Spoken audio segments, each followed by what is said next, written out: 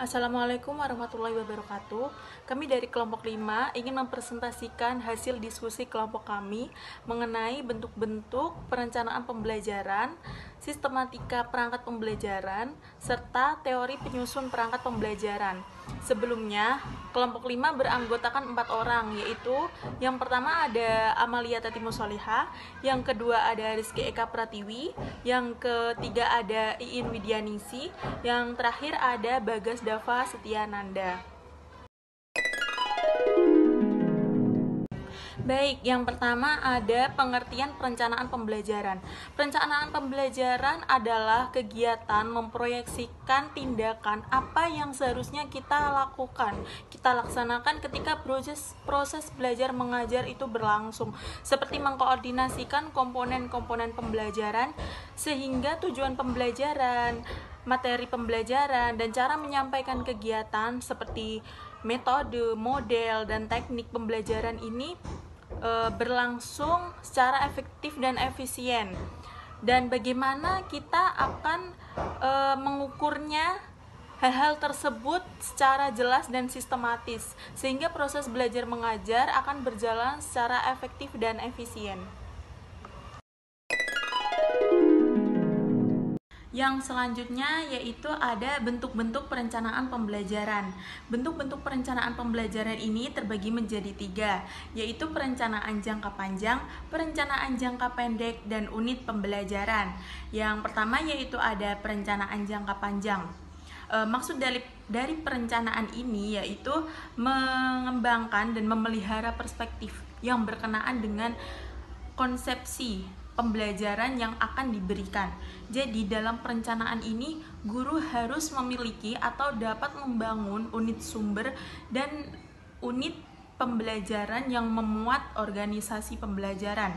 Yang kedua yaitu ada perencanaan jangka pendek atau perencanaan operasional. Jadi perencanaan ini dilakukan secara singkat tetapi harus fleksibel dan adaptif atau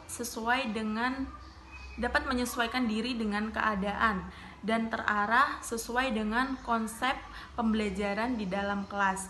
Yang terakhir yaitu ada unit pembelajaran atau disebut dengan satuan pembelajaran. Dalam perencanaan ini siswa diberikan kesempatan untuk memberikan kontribusinya.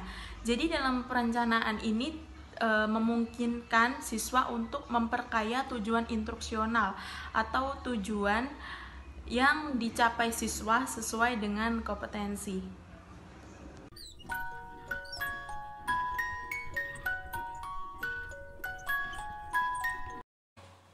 Assalamualaikum warahmatullahi wabarakatuh. Saya Rizky Eka Pratiwi akan melanjutkan presentasi dari teman saya. Yang kedua merupakan sistematika perangkat pembelajaran.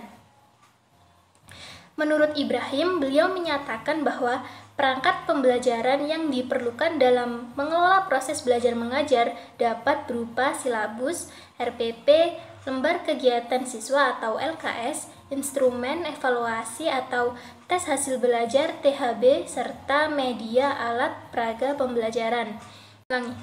Kemudian saya akan menjelaskan yang pertama yaitu silabus. Silabus ini merupakan acuan penyusunan kerangka pembelajaran untuk setiap bahan kajian mata pelajaran. Nah, silabus paling sedikit memuat identitas mata pelajaran, identitas sekolah, kompetensi inti, kompetensi dasar, tema, materi pokok, pembelajaran, penilaian, alokasi waktu, serta sumber belajar.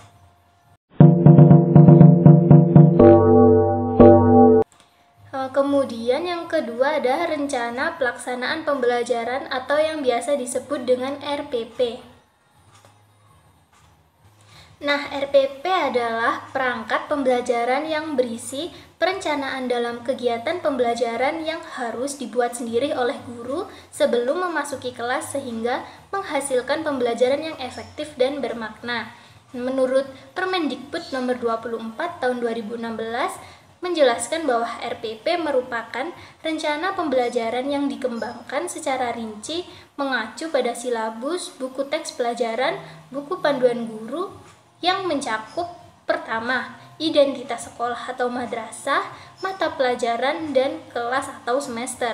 Yang kedua, alokasi waktu. Kemudian yang ketiga ada kompetensi inti, kompetensi dasar, indikator pencapaian kompetensi. Kemudian yang keempat ada materi pembelajaran. Yang kelima ada kegiatan pembelajaran. Yang keenam penilaian, dan yang terakhir atau ketujuh alat atau media, bahan, dan sumber belajar.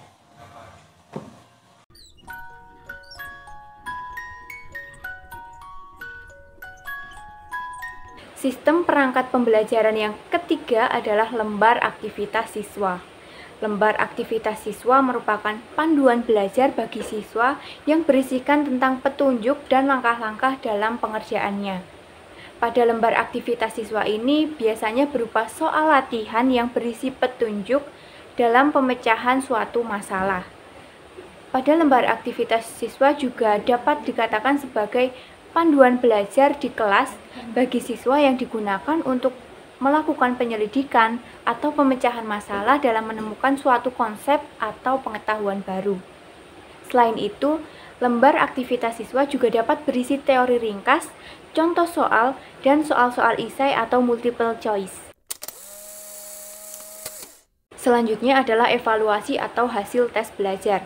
Evaluasi pembelajaran dilakukan untuk menilai hasil belajar peserta didik. Teknik instrumen dalam evaluasi pembelajaran dibagi menjadi dua, yaitu secara objektif dengan melakukan tes dan secara subjektif dengan melakukan non-tes. Pada tes bentuk objektif dibagi menjadi 4 jenis, yaitu yang pertama yaitu pilihan ganda, yang kedua adalah bentuk pilihan benar salah, yang ketiga adalah menjodohkan, dan yang keempat adalah isian singkat. Sedangkan macam-macam tes non-objektif ada satu, yaitu tes uraian atau yang sering disebut dengan esai. Nah, pada tes uraian dibagi menjadi dua bagian, yaitu uraian terbatas dan uraian bebas.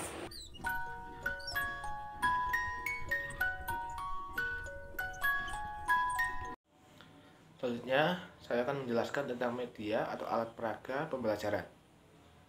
Alat peraga adalah sebuah media pengajaran yang diartikan sebagai semua media yang dijadikan sebagai perantara untuk membantu menanamkan dan memperjelas sebuah konsep dalam proses pembelajaran yang sesuai dengan tujuan yang diharapkan. Berikutnya terdapat langkah-langkah dalam pembuatan alat peraga dalam pembelajaran. Yang pertama, mempelajari silabus dan menentukan tujuan pembelajaran. Yang kedua, menentukan strategi dan alat peraga yang akan dibuat. Yang ketiga, membuat dan mencoba alat peraga. Yang keempat, melakukan proses pembelajaran dengan menggunakan alat peraga yang telah dibuat.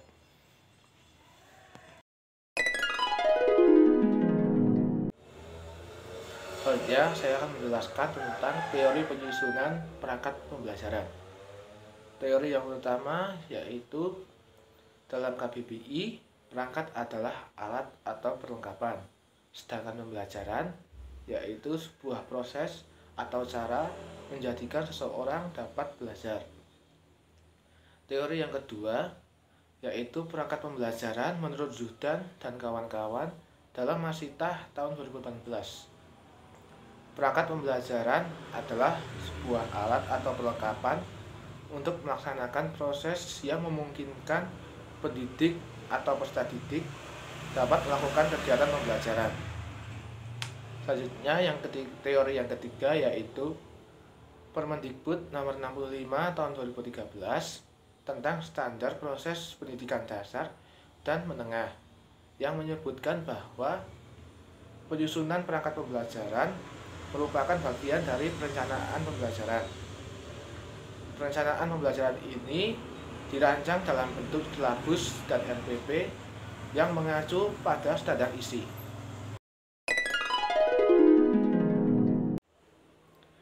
Selanjutnya yaitu sumber-sumber yang kami jadikan acuan untuk membuat materi dari kelompok 5 ini. Terima kasih atas perhatian teman-teman. Apabila teman-teman ingin bertanya, silahkan tinggalkan pertanyaan teman-teman di kolom komentar. Terima kasih dan wassalamualaikum warahmatullahi wabarakatuh.